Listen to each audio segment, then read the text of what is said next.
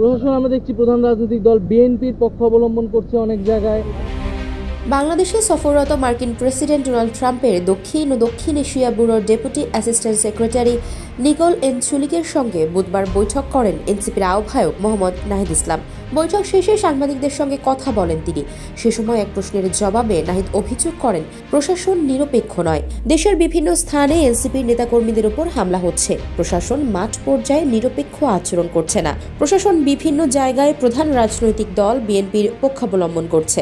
এই ধরনের প্রশাসন থাকলে তাদের অধীনে নির্বাচন করা সম্ভব নয় বলেও আশঙ্কা প্রকাশ করেন নাহিদ ইসলাম।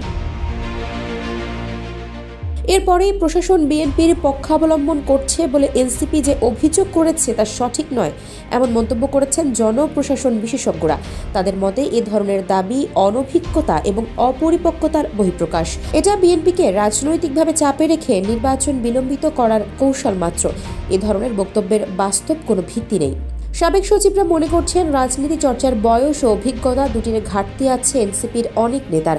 বক্তব্য দেওয়ার ক্ষেত্রে নেতারা আরও কৌশলী হবেন এমন পরামর্শ তাদের। তারা বলছেন প্রশাসনে এখনও আওয়ামীপন্থী কর্মকর্তারা নেতৃত্ব দিচ্ছেন, মাঠ প্রশাসন পুরোটাই আওয়ামীপন্থীদের দখলে। কাজেই প্রশাসনের নিরপেক্ষতা নিয়ে জাতীয় নাগরিক পার্টির আহ্বায়ক নাহিদ ইসলামের অভিযোগ অবান্তর ও অযৌক্তিক। প্রশাসন নিরপেক্ষ নয়, প্রশাসন বিএনপির পক্ষে এমন বক্তব্য ফ্যাসিবাদের দোসরদের ফেরার পথ তৈরি করে। এনসিপির আহ্বায়কের বক্তব্যের প্রতিক্রিয়ায় বৃহস্পতিবার জনপ্রশাসন বিশেষজ্ঞরা সংবাদ মাধ্যমের কাছে এমন মন্তব্য করেন। ওয়ালটন আবারও মিলিয়নিয়ার অফারে ওয়ালটন ফ্রিজ কিনে আপনিও হয়ে যেতে পারেন মিলিয়নিয়ার। জনপ্রশাসন নিয়ে কথা বলার আগে এ সম্পর্কে বিস্তারিত জেনে নেওয়ার জন্য এনসিপি নেতাদের পরামর্শ দেন বিশেষজ্ঞরা। তারা বলেন, গত 15-16 বছর দেশ শাসন করেছে আওয়ামী লীগ। এ সময় মাঠ থেকে কেন্দ্র পর্যন্ত প্রশাসনের সব পর্যায়ে তাদের মতাদর্শী কর্মকর্তাদের বসানো হয়েছে। এছাড়া প্রায় 1.5 যুগ আগে নিয়োগপ্রাপ্তরা এখন গুরুত্বপূর্ণ পদে আছেন। এদের কারোরই বিএনপিপন্থী হওয়ার সুযোগ নেই। প্রশাসনের নেতৃত্বে এখনও ফ্যাসিবাদের দোসররাই বসে আছে উল্লেখ করে জনপ্রশাসন বিশেষজ্ঞরা বলেন, যদি বলা হতো আওয়ামী লীগ মতাদর্শের কর্মকর্তারা গুরুত্বপূর্ণ পদে বসে আছেন তাহলে সেটা অনেকাংশে সত্য হতো। সেটা না বলে বিএনপিকে চাপে রাখার মতো করে বক্তব্য দেওয়া হয়েছে, যা দেশের স্বার্থ বিরোধী একটি চক্র যাচ্ছে। যে কোনোভাবে নির্বাচন পেছানোর ষড়যন্ত্রে লিপ্ত চক্রটি। এজন্য তাদের হাত শক্তিশালী করতে অনেকের ওপর ভর করছে। এ চক্রের ফাঁদে কোনোভাবেই পা দেওয়া যাবে না বলে বিশেষজ্ঞরা এনসিপি নেতাদের সাবধান করে দেন। সাবেক সচিব একেএম আব্দুল আওয়াল মজুমদার জানান, এনসিপি এ ধরনের বক্তব্যের কোনো বাস্তব ভিত্তি নেই। তারা এসব বলে বিএনপিকে চাপে রাখতে চায়।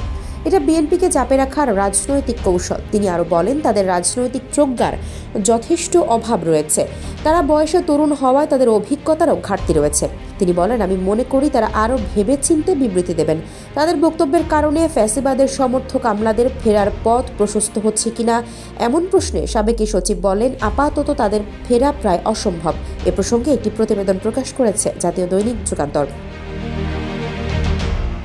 এ বিষয়ে কথা বলার জন্য এনসিপির আহ্বায়ক মোহাম্মদ নাহিদ ইসলামের সঙ্গে যোগাযোগের জন্য ফোন দেওয়া হলে নাহিদ ইসলামের ব্যক্তিগত কর্মকর্তা মুনতাসির মাহমুদ জানান, বুধবার প্রশাসন নিয়ে নাহিদ যে বক্তব্য দিয়েছেন সে বিষয় থেকে দলের পক্ষ থেকে গণমাধ্যমে ব্যাখ্যা পাঠানো হবে।